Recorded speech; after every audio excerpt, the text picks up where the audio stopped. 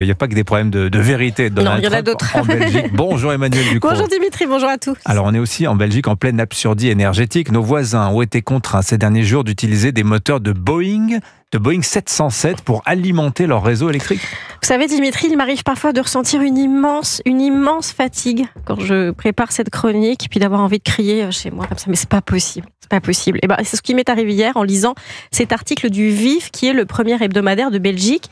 Un article qui raconte comment nos voisins, confrontés à un déséquilibre fort de l'offre et de la demande d'électricité à cause du froid, ont dû alimenter le réseau électrique en faisant tourner des turbojets, autrement dit de vieux moteurs de Boeing qui fonctionnent au kérosène.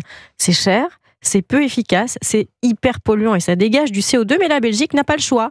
L'opérateur Engie a dû répéter cette manœuvre plusieurs fois depuis le début de l'année pour éviter que le réseau claque. Mais pourquoi donc des moteurs de Boeing ? C'est la magie de la transition énergétique à la Belge. Le pays a décidé de sortir du nucléaire au nom de l'écologie et il a fermé 3 de ses 8 réacteurs en pariant que les énergies renouvelables suffiraient à fournir assez d'électricité. On allait voir ce qu'on allait voir. Eh bien, on voit.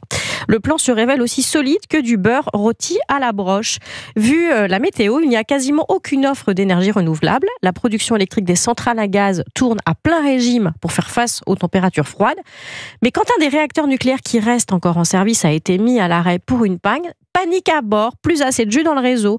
Et pour éviter de devoir acheter de l'énergie très chère à cause de ce déséquilibre entre l'offre et la demande, la Belgique a fait tourner des moteurs d'avion en guise de génératrice bien cracra pour alimenter son réseau. Alors tout ça, c'est pas nouveau. Ouais. On s'était aperçu du problème après la fermeture des premières centrales. C'est vraiment à se taper la tête contre les murs. L'été, transition énergétique sans nucléaire, décidément, ça se passe pas très bien. Mais non, en Allemagne, ça tourne à la Bérésina. La météo sans vent, sans soleil, laisse les éoliennes figées et les panneaux solaires éteints. L'Allemagne a même dû inventer un mot pour ça. On appelle ça la Dunkelflaute, le marasme sombre. Et pour compenser, on crame du gaz et du charbon à tour de bras. On produit du CO2, des particules fines à gogo. Hier, l'électricité allemande produisait au kilowattheure 7 fois plus de CO2 que l'électricité française. Wow. L'électricité belge, 4 fois plus. Vous avez une bonne nouvelle tout de même pour finir. Oui, en 2024, en moyenne, 95% de l'électricité française était décarbonée et 70% de cette électricité était nucléaire. Ça va encore s'améliorer avec la montée en puissance de Flamanville. Alors il va falloir le dire une bonne fois pour tous.